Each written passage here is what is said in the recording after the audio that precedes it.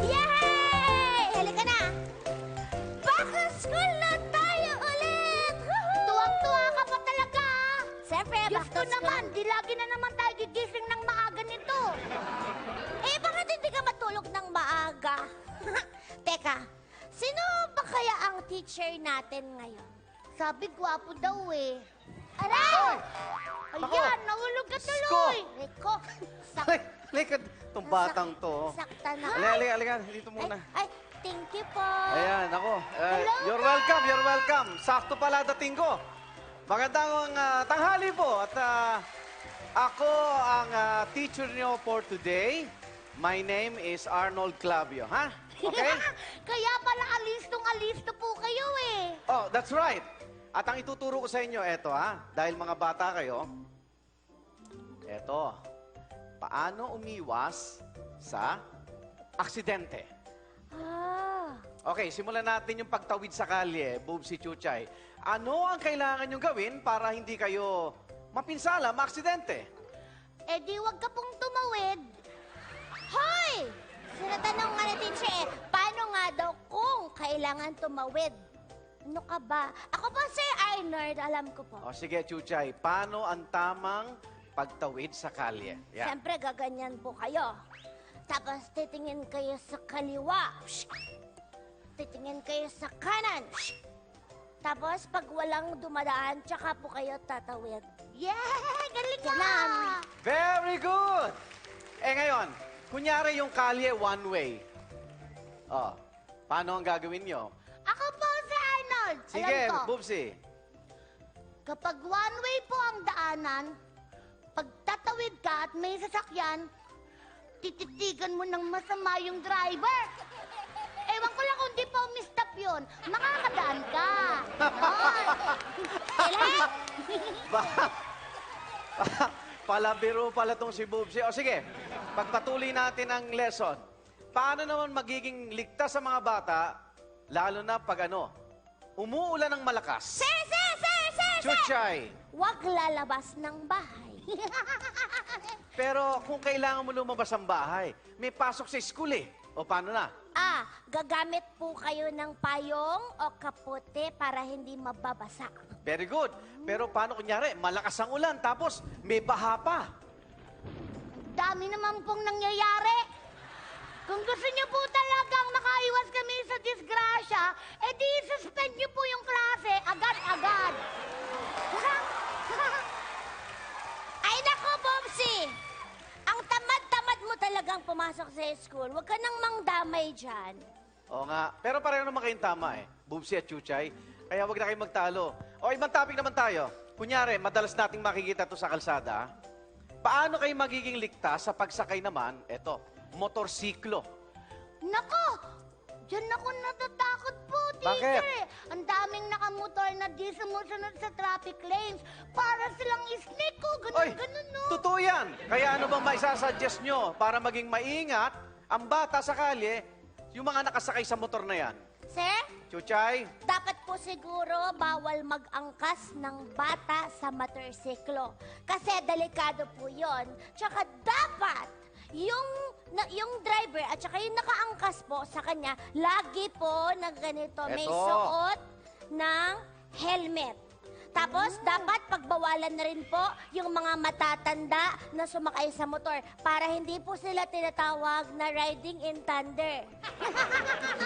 Hindi riding in thunders. Riding in tandem yun. Tandem. Yun. Dalawa sila, tandem. Yun din po yun. And teacher, dapat susunod po ang mga drivers ng motorsiklo sa lane sa traffic rules. Tama! Eh, yung mga matatanda naman po kasi ang mga matitigas ang ulo eh. Sila dapat ang sumusunod sa mga batas trapiko. Tama ka, Bubsy. Kasi akala ng ibang mga nakamotor, exempted sila sa pagsunod sa batas trapiko. So, Bubsy, ano yung maisusulong mo, ano yung masasuggest mo sa mga nagmomotor para sa kaligtasan ng mga batang gaya mo na nasa kalye? Total naman po, Teacher Arnold, yung mga matatanda, mga matitigas ang ulo. Kami na lang pong mga batang magdadrive, sila aangkas.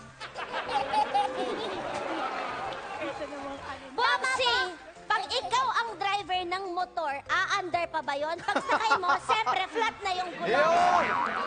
Wow naman, Sir Arnold! Makatawa ka, wagas ha! Bakit? Eh pag ikaw naman yung nagdadrive, baka akala ng mga tao, may payong na nakasara sa harapan nila. Eh pag ikaw ang nagdadrive, may makakasakay pa ba? Puno na yung motorsiklo? May problema ba tayo? Wala po. Wala. Oh, tama na. Basta tandaan nyo, ha? Walang maling suggestion. Lahat yan maaari natin pag-isipan, Bubsi Chuchay, ha? Di naman po kami nag-aaway, teacher. Opo, tsaka teacher, normal na po sa amin yung naglalaitan. Sa totoo po, mag-friends po talaga kami. Very good. Okay. Good. O, ito naman, Bubsi Chuchay. Malagay ito sa ating comfort zone, sa bahay. Paano magiging ligtas yung mga batang gaya ninyo sa loob ng bahay? Teacher! Oh, Chuchay. Dapat po, wag po tayong magpapapasok sa loob ng bahay ng mga hindi natin kakilala. Yun. Eh, paano yun? Pag nagsabi ng pangalan, makikilala mo na, pwede nang pumasok? Bubsi, teka.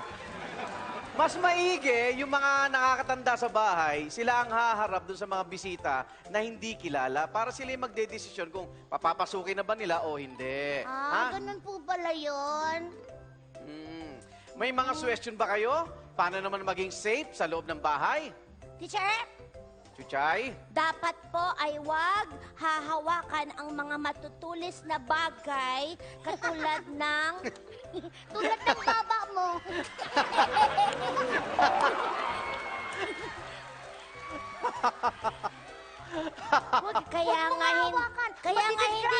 Kaya nga hindi ko to hinahawakan para hindi ako mapahamak. Bawal hawakan ng mga bata ang matutulis na bagay sa kusina, lalong-lalo na ang mga kutsilyo. Tapos huwag tatakbo na hawak-hawak ito. Okay. Tapos, teacher, dapat din po, ingatan din po natin, hawakan ang mga babasagin sa loob ng bahay, katulad ng flower vase, picture frame, at mga platong babasagin.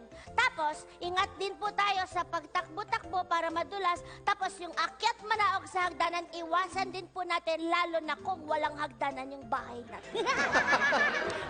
Hey! Very good, Chuchay! Bubsi?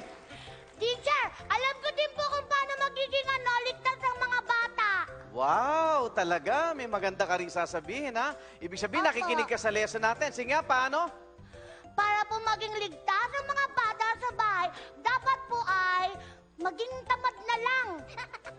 Kasi bawal Tamad? po kumilos, bawal magkalat, bawal magkalikot-likot. Eh di para hindi makatisgrasya, matulog na lang. Hindi naman yun ang ibig ko sabihin, Bubsi. Eh ano pong hindi? Para kasing para ligtas nga kami. Tinuturuan niyo po kaming maging tamad eh. Oh, alam mo, oo nga, wala tayong magagawa buong araw. Nako, kilala ko pa naman yung teacher na mumukhaan ko yan. Sino yan? Nakita ko na yun dati sa TV, lagi mainit yung ulo niya. Sabi niya, emergency. Galit siya eh. Hindi, kilala ko din yan. Yan yung nakikita lagi umagang-umaga. Tapos yung mukha niya lang tsaka bibig niya gumagalaw. Siya Wala yun. nga yan eh. Tingnan mo siya, may paa siya ngayon, no? Hindi ako yun. Hello, Arn! Hindi ako yun. Si Arn. Halika na nga lang. Halika na lang tayo dito. Ay, guys, sandali lang. Di pa tapos ang lesson. Bubsi! Ano Teka, ba? bakit ganyan kayong maglakad? Nag-iingat lang po kami. Baka makabasag po kami. Manonood na lang po kami ng Conan, may beautician. Ay, teka.